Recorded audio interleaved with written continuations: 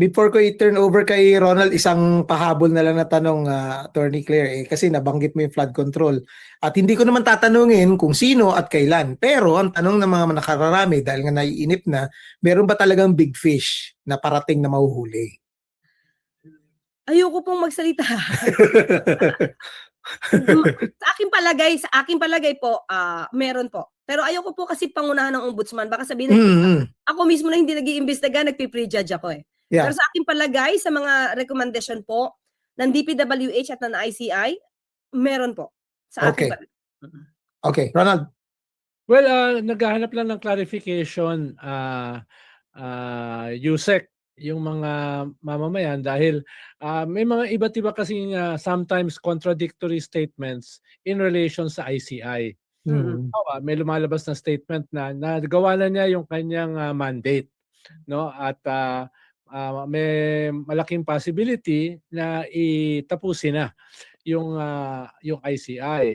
Nabanggit din ni Ombudsman Boying Remulla dati na 1 to 2 months na lang ang lifespan ng ICI.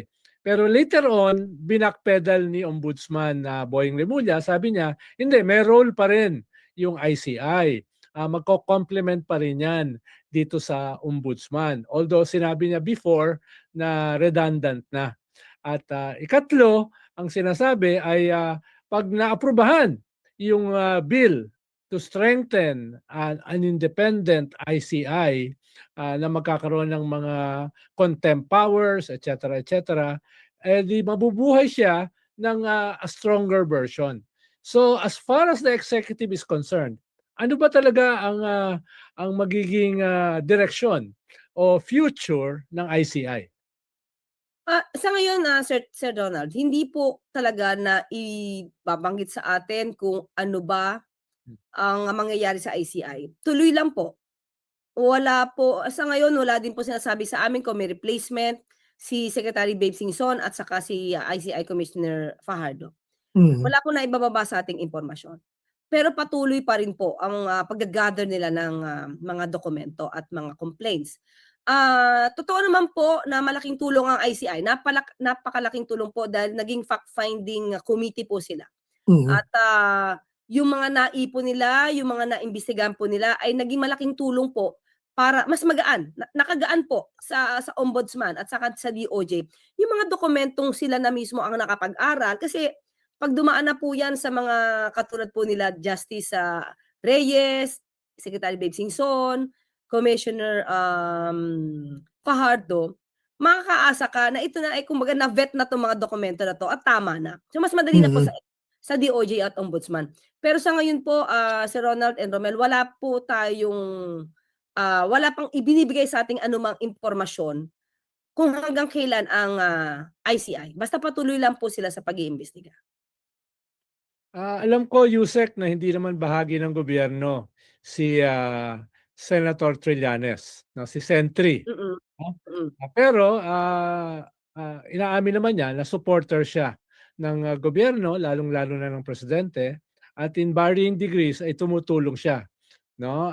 Minsan sinasabi niya kung paano siya tumutulong, minsan hindi.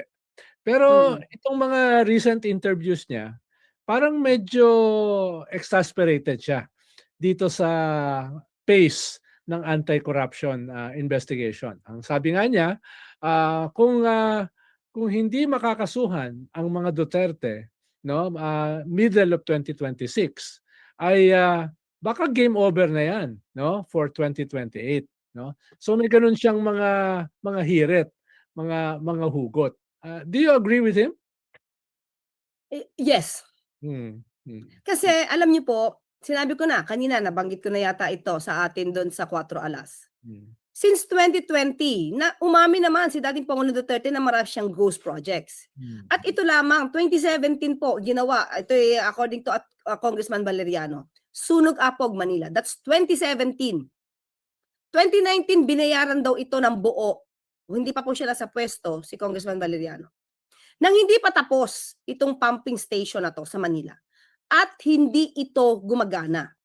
Sir Ronald, nakita daw na ito, nabanggit ni Congressman Valeriano, ni Mayor Magalong. Ang nagtataka lang ay bakit hindi pa ito nasampahan ng kaso or Mhm. hindi man lang narekomendahan ng kaso. Bakit nga ba pagdating sa mga Duterte, parang iwas sila? Mhm. Meron ng admission yung dating Pangulong Duterte na as early as 2020 may ghost project sila. At nasaan yung 13,917 na ipinagmamalaki ni dating Pangulong Duterte na flood control projects. Mhm. Hindi ba sana lang on my part, hindi po, I'm not speaking for the president on this part po Mhm. as a lawyer na lang to, as a as a citizen. Bakit hindi ito tinignan? Bakit ang tagal nila mag-imbestiga? Sabi nga natin, Sir Ronald, I know kaibigan mo yata si Mayor Magalong, but nauna pa niyang tignan ang Ilocos Norte. Okay naman po, walang problema kung ititignan naman niya eh. Pero itong 2017 sa Sunog Apog, nakita niya na. Never niyang binanggit sa kanyang mga interview. Bakit nga ba pagdating sa mga Duterte, tikumang bibig niya? At yan din ang napansin ni Senator Trillanes. Eh Mhm. magaling naman silang investigador eh. At that time na nasa ICI siya. Bakit nga ba hindi nabanggit? Eh di ba talaga naman nakaka-frustrate yun, Sir Ronald? Yes, pero may significant role din kasi ang DOJ. 'Di ba? Sa usapin ng mga corruption na 'yan. Lalo na in relation do sa previous government. So Mhm. kailangan din bilisan yung pace ng DOJ para Mm. makatulong ang mga kaso na 'yan. Halimbawa, buti na lang at binuksan uli itong usapin ng Parmali na very glaring naman yung corruption. Yan. Mhm. Pang hindi nabubuksan ay yung COVID vaccines. Mhm. Dahil bilyon-bilyon yan at malinaw naman na overpriced yung ating mga Sinovac. Kumpara Mhm. halimbawa sa Indonesia na nabili nila ng 600 pesos tapos nabili natin ng 3,000 pesos. Mm. Wala pang kaso na naka-file dyan, no? Right. Et cetera, et cetera. Kaya ibig sabihin, malaki rin role USEC ng executive na yan ay pabilisin. Dahil yung kapangyarihan at saka yung mga resources at yung ebidensya ay hawak din nila. So, yun siguro yung hinihintay din ng mga tao. Paano pabibilitin yung mga kaso na yan na matagal nang nabinbin. Opo, tama po kayo. And at the same time, hindi po ba maski na si DOH Duque, Secretary Duque, siya na yung umamin mismo na utos si dating Pangulong Duterte ang magdala ng pera, dalhin yung pera diretso doon sa PSDBM na pinangungunahan dati ni Christopher Lau na dating tao ni Senator Bongo. So, di bali po, makakarating po ito. Ipaparating na po natin sa DOJ. Mhm. Parang siguro dagdag ko rin diyan, attorney, yung sinabi ni Ronald, bakit ito yung naging narrative din ng mga DDS parating binabanggit yung 51 billion projects na allocation sa distrito ni Congressman Pulong Duterte pero walang investigations na nangyayari. Yun nga po hindi ba may mga tao na good governance, dapat unahin to Matagal na to, bago pa nagkaroon ng issue about flood control projects, yung 51 billion na yan sa Davao City, pinag-uusapan na yan Pero hindi nga ba? Pero Yusek, meron ba kayong hinala na may mga tao pa rin ng mga Duterte dyan sa iba't ibang sangay ng gobyerno kaya parang protected sila? Pagdating sa mga ganong klaseng investigation, parang hindi nila ginagalaw ang baso? Tingin ko meron pa po mga Duterte supporters. Talagang iniiwasan to. Iniiwasan na mabanggit ang pangalan Duterte. At hindi rin sila masilip. Hindi, ako nga silip na silip ko kung sino yung iba Pero kilala mo ba kung sino yung mga naiwan dyan? Yung mga naiwan, pero yung ibang mga nagpapanggap na makabayan, yun. Hindi. May cabinet meron bang cabinet secretary sa mga yon? Sa ngayon, hindi po. Wala po ako nararamdaman sa mga cabinet secretaries. Sorry iniibig kita. Isip tuloy ako,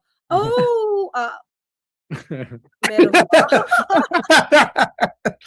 Wala akong maisip. May mga nagko-comment dito the Queen of Spades talking with the National Escort. Hindi po ako yon. Si Ronald po yung National Escort. Tapos may nagsabi pa baguhin daw ang title natin. Wala kayo sa lola ko. Yun na raw ang ganon? title. Oh, kasi nga, Lola in the House, tahimik ang mga lolo. Pero isa pang tanong, Yusek, paano ina-address ng gobyerno ang pababa na trust rating ng Pangulo? Ang Pangulo po kasi, ito naman yung nabanggit ko na, tumaas, bumaba ang rating, tuloy pa rin po ang trabaho. Hindi namin napag-usapan sa meeting yan, pero alam po namin. Dati po kasi natanong na rin siya tungkol sa trust rating eh. Sabi niya, hindi naman hihinto ang kanyang mundo, mababa o mataas ang kanyang rating. Basta sa kanya po, kung ano po ang kaya po niya at kayang ibigay pa sa taong bayan, ibibigay po niya yan at Mhm. itatrabahuhin. So, sa ngayon, ang survey ratings, they are just guides. No? They will remain as guidelines to the government. Magsisilbi silang guidance sa government para punuin kung anong kulang at malaman kung saan pa dapat ayusin kung ano pa yung may problema. Speaking of trust, Ronald, go. Well, tama naman yun, Yusek, no? Na dapat ay ang concern ng presidente ay paano gagawin yung kanyang trabaho, mataas man o mababa ang kanyang approval rating. Pero yung kasi yung concern ng departamento nyo, Yusek, no?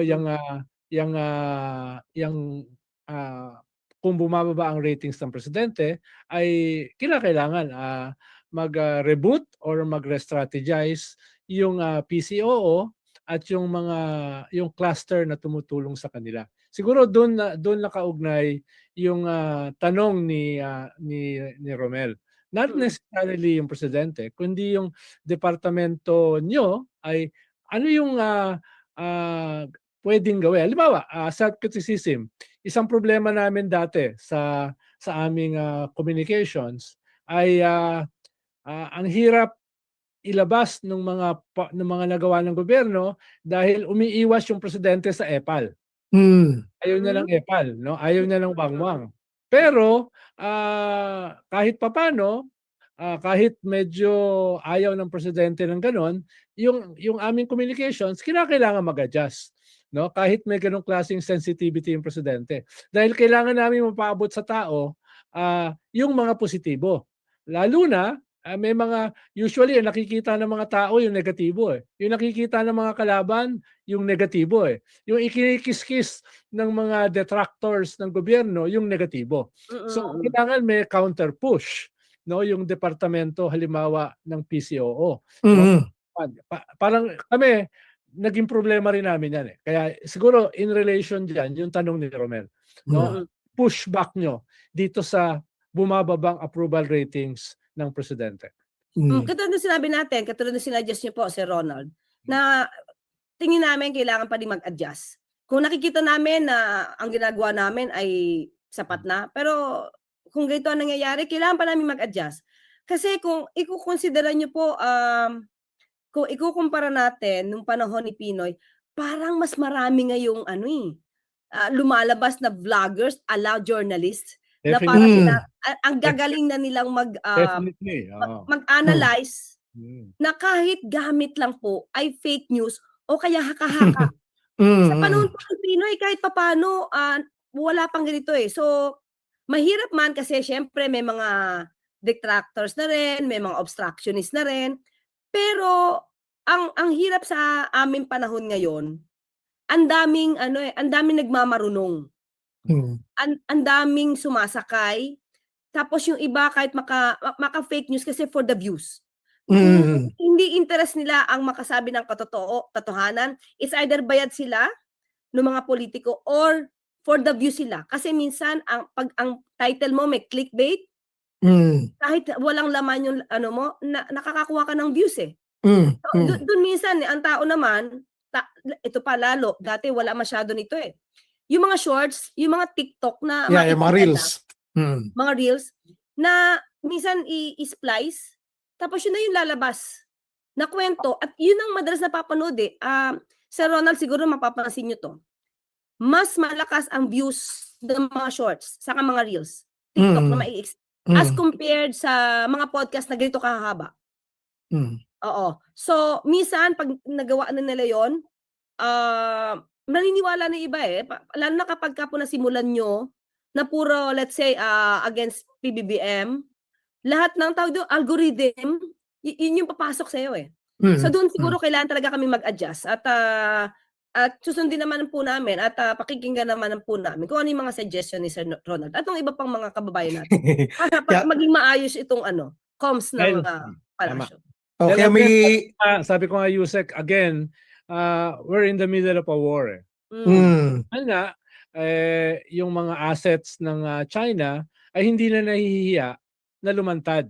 Correct. Tama. No? At siyempre, may mga resources yan. Nung hearing na sa Congress, may mga vloggers, isa na dyan, dating spokesperson ng presidente. Ang umamin na sila ay nag-training Right. sa China. No? Mm. At dahil For wala free naman yun, tayong Sir Ronald. Oo. For free. Yeah, weeks yun weeks. Yes. Oo. At ayun nga, dahil wala naman tayong treason laws, ang tingin nila ay hindi naman sila makakasuhan, no? So may ganung klase. Kaya ang attitude natin ay nasa gitna tayo ng gera. Oh, literal talaga, literal na gera. At tinitignan nila yung ating weaknesses, dinidiinan nila yung ating weaknesses, no? Habang bumubuhos yung resources, no? Sa kanilang war kitty, no? Kaya mas kailangan natin ng attitude to look at this as a war, political war, messaging war, no? Information warfare, perception warfare, yan. Kaya halimbawa, mahalaga yung role sana ng DICT. Right. No, ang hindi ko sure kung nagle-level up yung DICT dito sa gerang ito. No? Technology yung bakbakan dito eh. At itong mga forces na ito, alam nila yung power of emotions. Right. Yung dinidiinan nila yung buong spectrum ng emotions. Fear, hatred, no, insecurity, etc. Doon sila nagpa-pounce. Kaya malaki yung hihingiin sa inyo sa gerang ito. Whether you like it or not, Yusek, Claire. Kaya nga yung comment dito ng ating mga viewers, mag-apply na raw si Sen Edu na maging political advisor. Baka lalo magka-problema yung PCO. Kasi bardagulan na rin sa PCO. Pag nagkita kayo everyday. Oo, di ba? Actually, dagdag ko, Yusek, ito yung sinasabi ni Ronald kanina na coordination. Kasi meron din akong mga naatinan kasi nga part tayo ng mga disinformation investigators at may mga nakakausap din tayong ibang mga investigators. Isa rin sa frustration namin ng mga investigators na di-discover namin ito. And then what? Kaya yung parati kong tinatanong sa kanila, and then what? Anong impact nito sa policy? Anong ginagawa natin? We keep on saying na matagal na nating alam, matagal na rin alam ng mga kababayan natin na itong mga disinformation actors na to are doing it for their principal at pinupondohan sila ng isang foreign entity at alam na natin lahat yun. At tama yung sinabi ni Ronald anong ginagawa ng DICT, and if I may add, anong ginagawa ng PIA, anong ginagawa ng mga communications agencies natin. Even yung frustratingly, tinanggal ang media information literacy sa senior high school curriculum. So paano na lang yan, lalo pang mahihirapan ng mga tao mag-discern ng kanilang mga content na ikita online. So I think talagang kailangan mayroong mas konkretong steps na gawin ang gobyerno natin para ma-address ito. Siguro something na hindi nadadaan sa Kongreso kasi matatagalan pa. Alam nyo naman pagdating sa Kongreso, pag nag-drop pa ng bill, matagal bago mailabas yan. So siguro kung sa executive level lang may magawa kasi may lumabas din sa isang investigation, 'di ba, sa Senado na mga PR firms lang din at mga advertising firms ang ginagamit as operator ng mga troll farms. And in fact, I have information na nasa provinces ang ibang mga troll farms kasi nga mas mura ang bayad sa mga operators dito. So I think ito yung isa sa siguro mga priorities na kailangan gawin for 2026. Siguro yun na rin sabihin ko yung dadagdag yung sinabi kanina ni Ronald na exasperation ni Senator Trillanes. I think parte na yun doon. Sir Romel, imagine nyo kayo na hindi mambabatas, nadidiscover nyo yan. Pero dito sa Kongreso, may isang mambabatas, pinaratangan pa. Yung ang PCO, ang metrol. Ay, di ba po? Parang napaka-ironic. Samantalang yung troll na nakikita nyo, bulag sila. Diba? Yun lang po yun eh. Pinapahid pa sa amin yung ginagawa nung kabila o nung obstructionist. Sa amin pa pinapahid na kami ay walang troll. Hindi po ba nakita niyo rin kung papaano i-spin ang mga news na sana sila na makatulong man lang, makagaan dito sa mga fake news na 'to. Kung hindi minsan nagiging sanhi pa sila ng fake news, eh.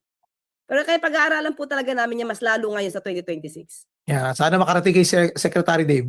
Go ahead, Opo, Ronald. opo. Well, on another note, Yusek, no, dahil pinag-uusapan na rin naman natin indirectly ang foreign policy.